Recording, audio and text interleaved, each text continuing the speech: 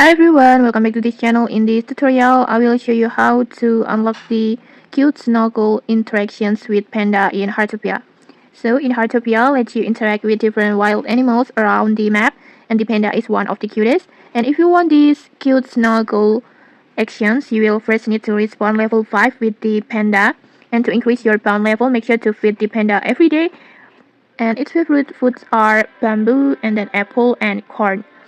And you can also give it foods when it's rainy or rainbow for the faster progress.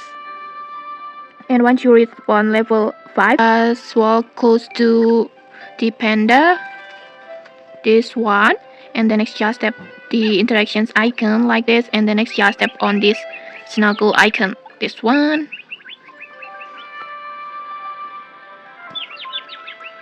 Then just like this, there you go, your character will immediately do the cute interactions with the panda like this. I think it's so cute. And okay, that's it. It's definitely one of the cutest interactions in the game, and you can just try it yourself. And okay, that's it. If you found this helpful, don't forget to like, comment, and subscribe for more tutorials. Thanks for watching, and see you.